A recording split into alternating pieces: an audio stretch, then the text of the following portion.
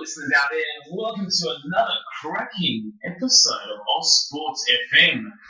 What a cracker of a week, I should say, in sport, and maybe a little bit disappointing. Travis, my co-host. Hello, Vlad. Yes, disappointing is probably a good word, I would think, because we didn't have the right result in the cricket. We did have not much success in anything else either. So. No, and we'll touch upon all those other sports in the program, but very disappointing, very, very disappointing. There's always next week. There's always next week, that's right. It's a good old saying. It's always the next game. Yeah, 1 week at a time. 1 week at a time. But, of course, we're going to go straight into our topic of World Cup cricket action, and wow, what else can you really say? Disappointing, wow, what a nail-biting. The list goes on, I guess. Australia almost pinched it, didn't they? You wouldn't have thought, that 150-odd was the total that they could defend, but they almost did it. Very unlucky, you might say, in the end, but didn't quite get the chocolates. Definitely. What a terrible, though, 151. I mean, let's discuss that. I mean, it's not a big score on a small ground at Eden Park, but there was talk that maybe the Australians got a little bit claustrophobic because it was so enclosed and not open. Is that what we're doing? Look, we're looking for excuses. We're grabbing something. We're grabbing something out there. Excuses. Claustrophobic in cricket. Interesting. Maybe it was played at Eddie Hay. I can understand that because being, the roof and etc. But yeah. Well, look, 151. That was. I mean, I think everybody was in shock and how bad Australia were. But let's give credit to New Zealand. You have to, absolutely. Bowling quite well at the moment and undefeated, forward and over. Yeah, definitely the form team. There is absolutely no doubt about it. At this stage, it looks very much likely, but we obviously hope they don't. But yeah, they're going to take some beating. They've been on fire. And obviously, Australia did make a bit of a comeback there and nearly pinched it, as you said, right at the end. I mean, they unlucky to get I thought they might do it, and if they did, I thought the celebrations would have been unbelievable. But just the 6 on the last ball is... Yeah.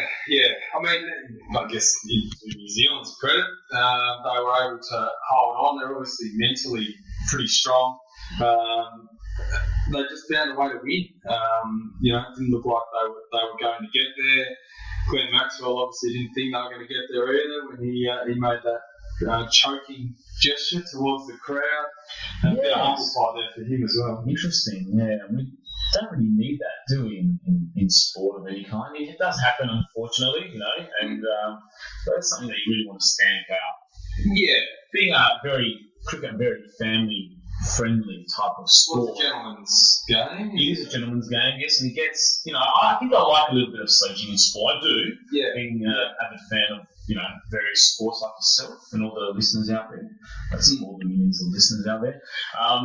But yeah, look, I think things like that, Gamesmanship is okay, I think, and we've obviously seen sledging and a lot of interaction between players this summer. You think yes. The Test series, the one-day series prior to the World Cup. There's been a lot of interaction between players on the field.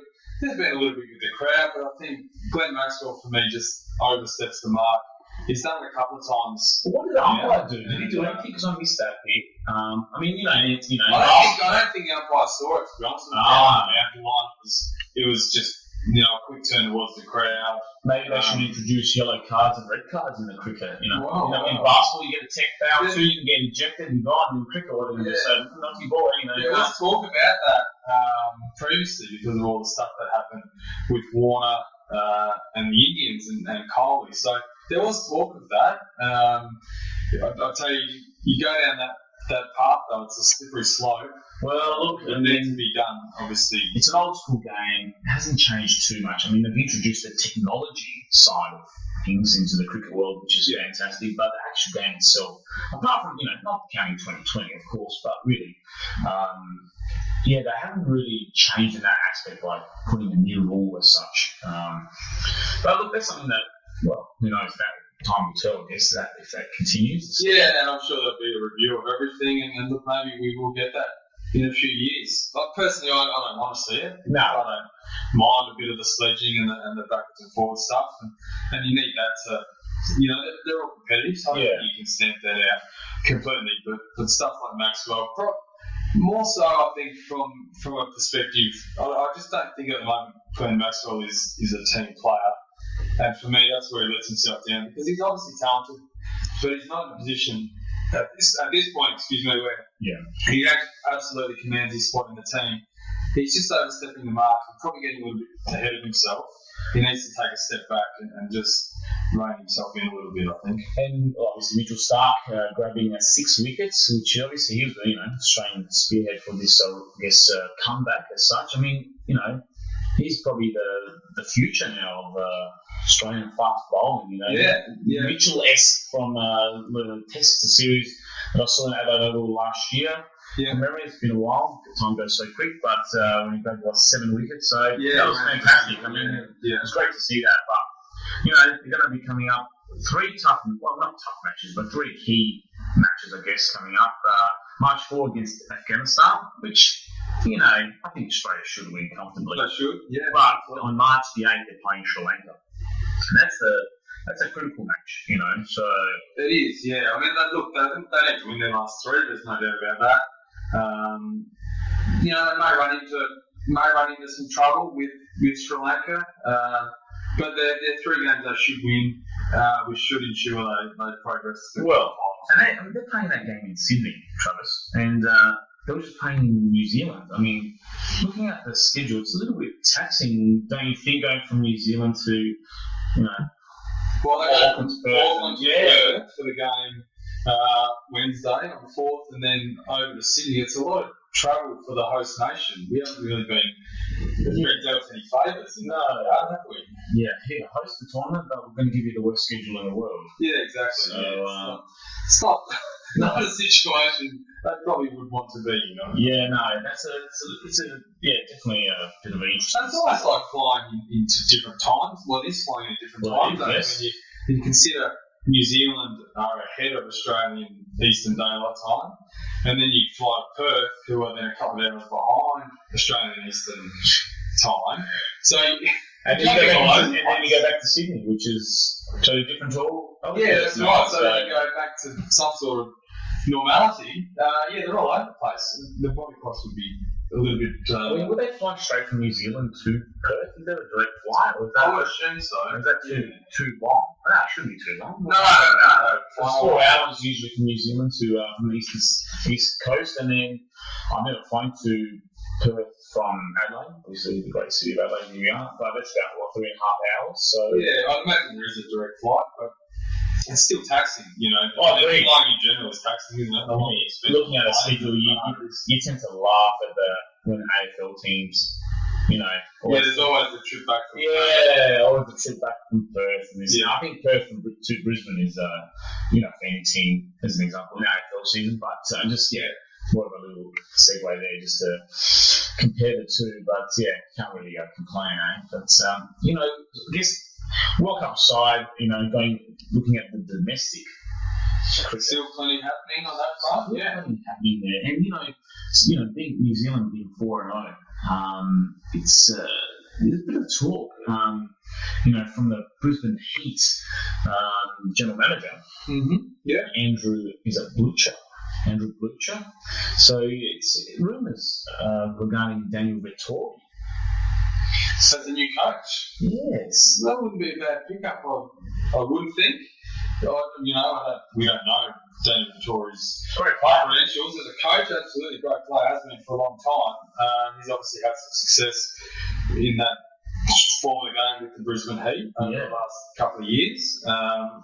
Looking, it sounds, to take the next step in his cricketing career. And I think you have to say, from the outside, just on the form New Zealand has shown in the last couple of years, Victoria being a part of that, he might not be a bad option to coach Brisbane next year if it eventuates. Well, we've got a great here from Andrew Blucher himself, so have a listen. Look, I can't confirm that Daniel's coaching at this stage. Look, it's fair to say we're well advanced, and Daniel Vittori, yes, we have been speaking with Daniel about coaching, but in terms of a formal agreement, not yet, but I'm hoping that's going to come fairly soon. Now, going into our main side here, being those strikers, there's more coaching rumours going around. Rumours, truth, innuendo, whatever you want to call it, Travis. I don't know what's fact and fiction? I don't believe. You can't believe anything in the sporting world these days. Doesn't matter what sport it is. There's a lot of things getting thrown around. But however, Tim Nielsen is obviously, playing down the suggestions that Jason Gillespie could be called in as a coach. Look, I'm all for this. If this is fact, fantastic. I think it would be a great appointment for South Australia. Darren Berry obviously on passionate personal yes, at the moment. which is not good. No.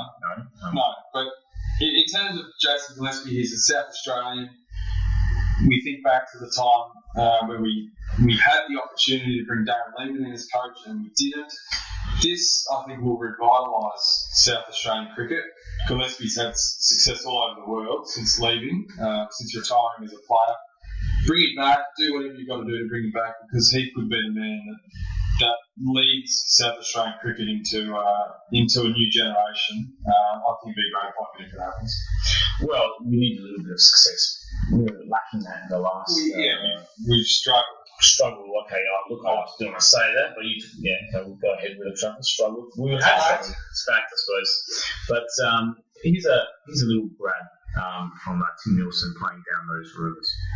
I can enlighten you in the fact that nothing at all has been spoken to with Jason Gillespie or anyone. Darren's on personal leave, and I'm really firm on this. He's got some personal issues he's dealing with his family, and we're respecting that. So at the moment, we've put Jeff Vaughan's our assistant coach with the Redbacks. The assistant coaching group have kind of stepped up and taken over, and Darren's working through the issues that he has with his family. That's fine. So to suggest that whilst he's on personal leave and contracted for next season, that we're out there looking at other players is pure speculation. So that's been a little bit disappointing for us, because we're not in the business of going around knifing blokes behind the back when they're on personal leave, that's for certain. So Darren will deal with his issues. We just need to work out how he's going and how we integrate him back into the group for both his benefit and the group's benefit over the next little while, and that'll happen when he's ready to go. So interesting stuff. It is. But look, let's bring Jason Gillespie in. Let's get him. Let's just make it happen. Why not? Change is always good. It is. And if anybody's going to go, it's always going to be the coach. Unfortunately, it's a business out there as well, the sporting world, and I think players are starting to realise that when they get traded, and free agency, whatever you want to call it. People come and go, players come and go, so do coaches, and even CEOs. Any Australians, the whole work. So you can't sack 20 odd players as an example, 30 players, whatever the score. You go for the main man. So yes, interesting stuff in the world of cricket, World Cup and domestic. So but look, I guess the next few matches in the World Cup are going to be crucial for Australia. So we're going to bring obviously the results and the updates from there. But just looking at India, still undefeated as well. So going nicely, isn't it? Yeah, that could be trouble for Australia if they happen to run into India in those quarterfinals. We hope they don't, but you wouldn't want to run in, I suppose, to the form side in the other pool. And we know India are the defending champions, so they're obviously pretty good at the one-day form of the game. But at the same time, if you want to win, you've got to beat them. You've got to be the best. You've got to be the best. Any sport, simple. There's no excuses. I think it doesn't matter what it is. So especially in cricket, this is a very pivotal tournament for Australian cricket. Yeah. I think there was a bit of a lull there in the sport. I think that's my opinion. I think that a victory, winning the World Cup would really elevate the sport. Win the World Cup on home soil, it would be a fantastic achievement. And the way we're talking, we're making it sound like Australia's got no chance. I mean, they lost one game. We just probably need to put that in perspective as well. It's just one game. they get a chance on Wednesday to get back in the winner's circle. Winning breeds confidence, and from there, we may just see them take off and then absolutely play. Yeah, no, that's right. We'll keep all our listeners out there informed next week of the next few results. But we'll have a quick break and we'll get back to you shortly. Today at Michael's birthday party, I kicked a goal and won the game for Real Madrid. Then I was a purple hedgehog in a speedboat racing past angry sea monsters. Then I built a castle and made armour and battled skeletons. The Game Truck, a mobile video arcade. 4 massive screens, loads of games, best birthday ever! GameTruckAustralia.com.au. Fresh sponsor.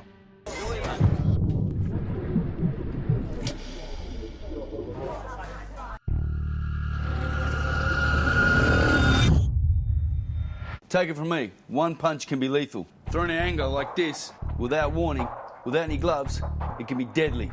One punch can end his life and ruin yours. It takes grunt to throw it, it takes guts to walk away.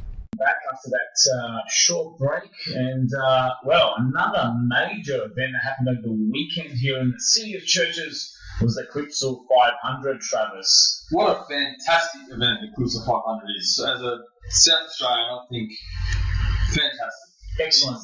It's getting bigger and bigger each year. Yeah, I mean, record crowds again. Record crowds, great gigs. The city is full of life this time of year. Always is since the Clipsal. Yeah.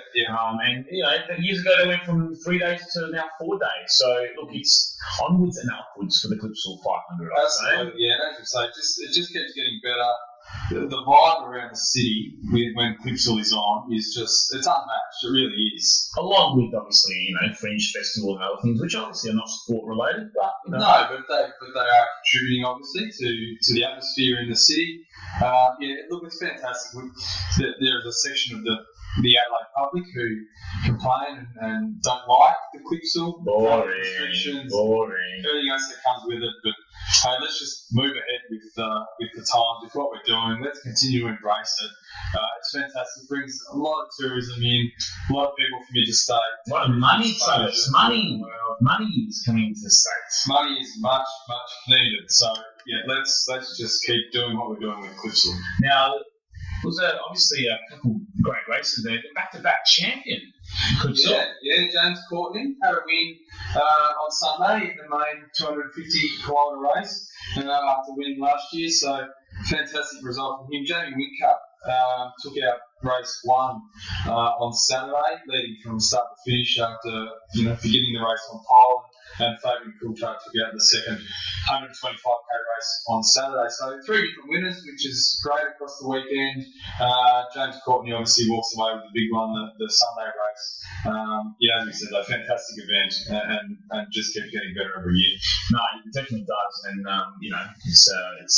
it's just great to see the city alive. I love the Formula One, which is obviously different than the Clipsal, and it's got that little bit bugbear, which is better. So I reckon we should have both. I reckon we should try and steal the Formula One back and have it the following weekend, which is obviously this weekend. So well, the organisers maybe are listening to you, Vlad. There was an old Formula One car doing some laps at the circuit on Saturday. Turning back the clock. It was, fantastic to see, and just the noise that comes out of those machines. It's just phenomenal. That's a fantastic car. Yeah, but I think the fees are around about 35 million to actually host. That's the fee that you have to pay the F1 bosses just to have the event. I honestly think if Adelaide stole it somehow and they said to the F1 bosses, look, Melbourne's losing money, bring it.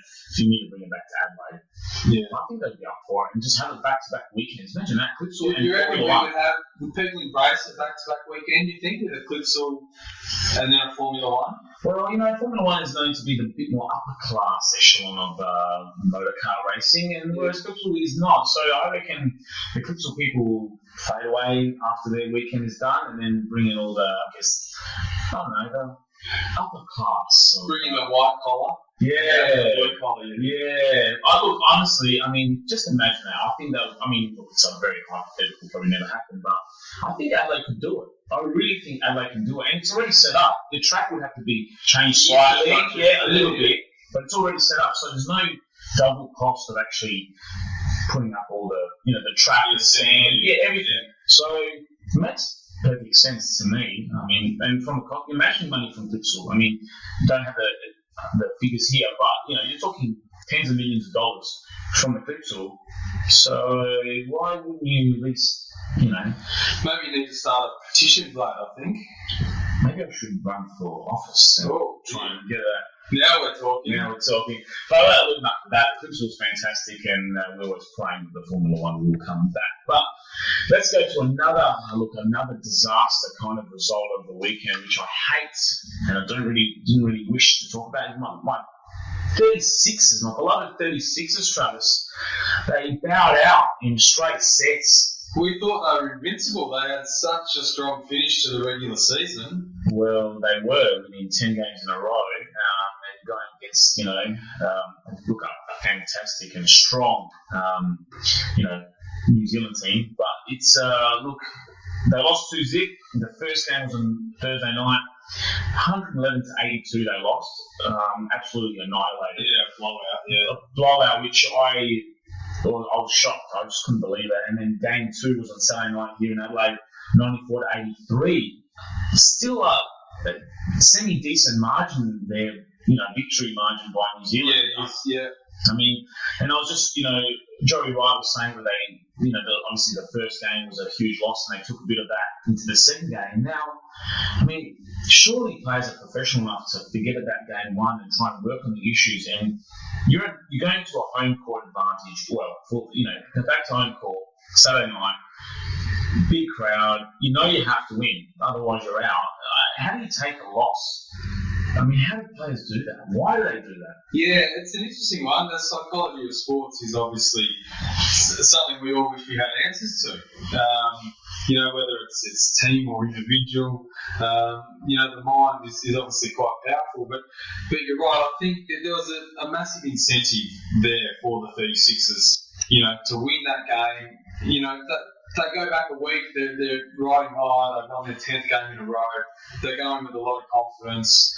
A lot has obviously changed for them in 4 or 5 days, and then they couldn't turn it around, which, it's disappointing. Maybe they just weren't mentally strong, to begin with. Yeah, look, it's very disappointing considering they bowed out in the grand final last year, and, with the way they were playing, yes, they started off the season really badly, but winning 10 games right at the end to make, I guess, the finals or the playoffs, as you want to call it. You think, well, hang on a minute, this momentum should continue. And then you get blown out in the first game, and even convincingly in the second game to lose, and just straight sets. It's a little bit, it's very disappointing. And, it looks like they're going to try and keep their core group with Luke Schenscher, Anthony Petrie, Adam Gibson, and they want to try and bring in, I guess, some strong imports. Brad Newley's name has been, sort of thrown around. It's been thrown around for 10 years. Well, it has actually for 10 years. But, I mean, I don't know what the Sixers have to change. I mean, the fact is that the last 2 seasons, I guess in a way, at least they've made it. They found some form again, which has been good. But I think they were just on the cusp of a bit of greatness there, bringing that championship back to Adelaide, but they fell short. So, look, it's going to be a tough off-season. Hopefully they keep the core players. I think they will. I mean, realistically, where they're going to play, they won't go anywhere else. Well, the Wollongong Hawks have apparently gone into administration, so that's one less team that's around. So, if you're a player in the competition, you want to be re-signing, I think, with your club because it may guarantee your job. Well, yeah, that's right. So, look, it's going to be an interesting off-season. If anything comes up, we'll definitely keep our listeners out there informed. But, yeah, look, disappointing weekend. And in the final, obviously, we've got, isn't it? Cairns and New Zealand. Yes. And look, they've been the form teams all year. They've been at the top of the ladder from the start, so they probably deserve to be there. Cairns, for me, I think, will take it out. Yeah, well, we hope so, considering New Zealand's our kind of rivals. That's right. Let's keep it in Australia. Let's keep it in Australia, at least. So, and let's go on to, obviously, a bit of a local soccer. And It's a bit of a theme here with a lot of disappointment at the moment. It's borderline crying here in this Queens. But yes, Adelaide United going down 3-1 to Melbourne City after being 1-0 ahead. Another disappointing result by Adelaide United. I guess it's at the pointy end of the season, Travis, where really every victory counts, considering it's pretty much tied up there from second, third, fourth position. Yeah, it is. Well, right, I think it's right down the fifth. There's only 3 or 4 points that separates that group of teams. So, look, a disappointing result, but probably not a bad weekend for Adelaide United with some of the other results. They could have dropped a couple of positions on the ladder, so they managed to stay in third. Look, they played well again. They probably should have scored a couple of goals and maybe had a bit of a comfort, a bit of a barrier there that would have maybe, restricted Melbourne City. But again, tailed 2 halves. Melbourne City scored 3 in the second, and I guess just not good enough. No, and they've got Wellington coming up Saturday. So interesting. They've got Wellington coming up, and now we had Australia lose to New Zealand, and now we had 36ers lose to New Zealand. They lost to New Zealand. Yeah, interesting theme there. There's a conspiracy out there in the sport, and also just quickly, as you know, we are Liverpool enthusiasts here, Travis and I. Massive victory this morning. Last night, this morning. 2-1 over Man City. Fantastic result. Cracker goal by couple of goals, yeah. Yes, Henderson and Coutinho, the winner. World class. Absolutely. World class goals. Top corner, no chance in hell to keep out. Yeah, poor Joe Hart. He didn't have much of an opportunity to save either of those. They were top shelf. Yeah, so it's good to see that our beloved Reds, Liverpool, putting the pressure on that top 4. Unfortunately, Arsenal did win overnight, and that's kept them above.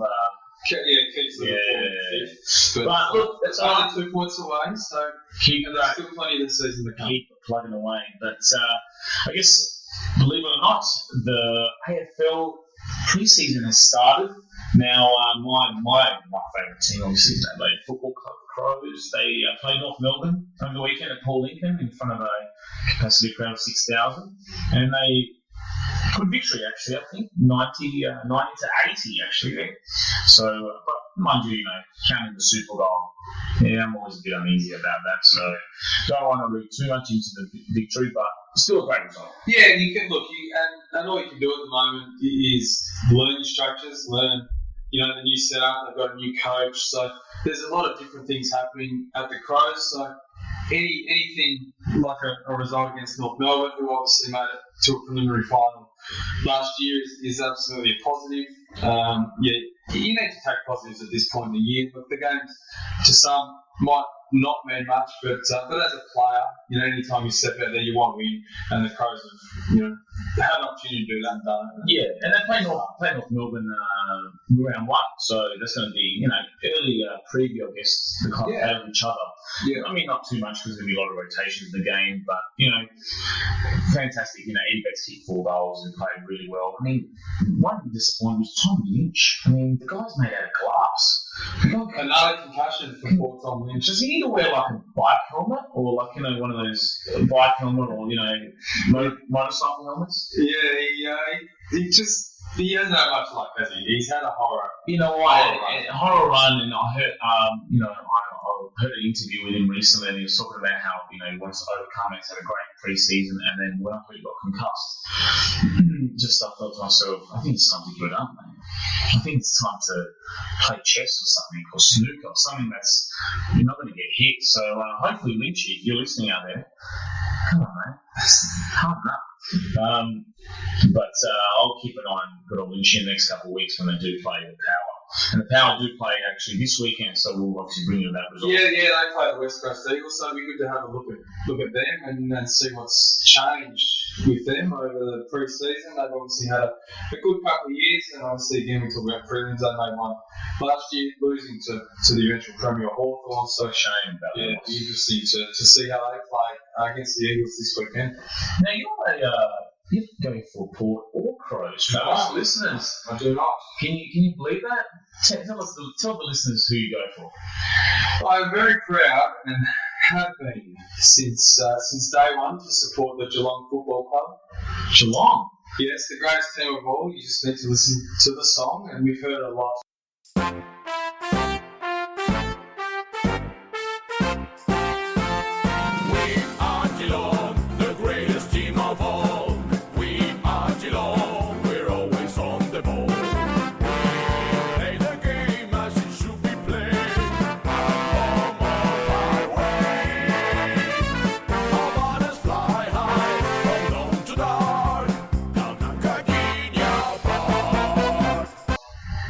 Are you going to coach our Patrick Dangerfield? Well, we have an ageing list, so we may be in the market for a Geelong local like Patrick Dangerfield. A lot of speculation. He obviously is out of contract at the end of the year. Seems, at least in the media, non-committal to the Crows. Yes. His intentions for next year. So that's something that will play out. Across the year, it'll just be one of those things that's ongoing every week until he either says he's staying or he's going. Yeah, I don't think he's going to just, touch upon that subject deliberately. I think he's going to just wait and see how the Crows actually go. I mean, look, I think at the end of the day, Rory Sloane hasn't re-signed for the Crows, so I'm sure, Patrick's agent is saying, well, let's hold off here, maybe get a little bit more money. Well, and that's what it's about, isn't it? It's a bargaining tool. It's we need a little bit of this, or we want a bit of that, and I mean that's what the managers are there for. They're there to get the best for their clients. That's right. Look, I think from where I sit, for Patrick Dangerfield, the best thing for him is to stay in Adelaide. I think post football and stuff outside of football, he has the opportunity to really set himself up here in Adelaide. He's obviously involved in the hotel industry. Yes, he is actually. A lot of money. Yeah, but I think there's an opportunity for him if he wants a career outside of football. I think the best place for him to do that is Adelaide.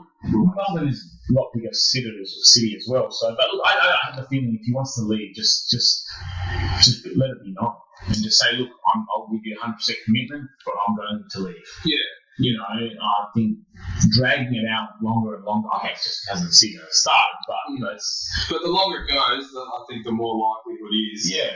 And we've seen it with players past. The longer the decision takes to make, well, the more likelihood is that they leave. So I guess from a Crows perspective, we hope that doesn't happen. But Interesting times ahead for the Adelaide Football Club and Patrick Dangerfield. But we're going to wrap it up very, very quickly now. However, just a little information has come through in the media today. MCG, the food prices, Travis, are going down. Down. This is something that we need a big news flash.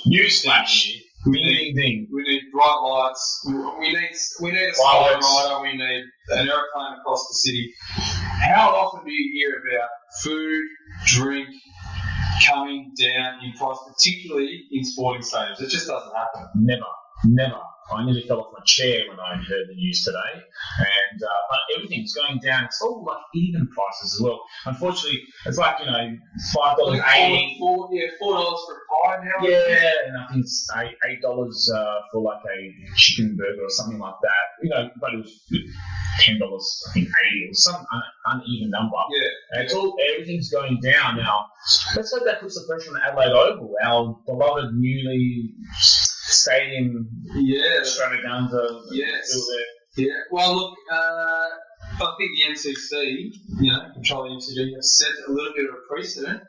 So watch this space. I think it'd be interesting to see, what the Adelaide Oval, what the SCG, what all the stadiums around Australia come back with. But look, I think it's a great initiative to lower the prices. obviously talk about ticket prices, and there's a lot of pressure on families these days, and going to live sporting events. It's too expensive. It's becoming harder and harder. So it's not a weekly thing like it used to be. It's now it's an event, just to go to a normal game. So, look, if this helps bring more people in, fantastic. Oh, look, I agree, and that's the whole idea, I think, of the cost of living is too high, but it's great to see the sport or the stadiums implement this. So hopefully Adelaide Oval does, wake up a little bit. Oh, yeah, they're listening. Listening out there, Adelaide Oval people, and let's bring everything in line. But it's not also that the Etihad Stadium, all the grounds around Australia. So, look, it's an interesting time, and people are more tuning in, to the TV as well with all the coverage, and it's just cheaper and easier to just stay home and watch it. But I love going to the games. So there's nothing like live sport, is there? No. I'm a member, have been for many years, and they're very expensive, unfortunately. I mean, this year's about $3.95. If I sit undercover in Adelaide Oval, and that's my membership. Yeah. Right. So, I mean, it's a big commitment. Well, it is. I want to go to all the games, and I think look, there is a waiting list, so obviously it's gone up a little bit, but yeah, it's interesting. But I thought we'd just end on that little lighter note. So listen, Good news. Ending on the good news after a really horrible, disastrous week in sport. Yes, well, let's hope and keep our fingers crossed that we get the results we're after this week. Definitely. So, all the listeners out there, I hope you enjoyed the show. Tune in next week for more sporting action on Ozsports FM. Travis? See you, mate. See you, mate.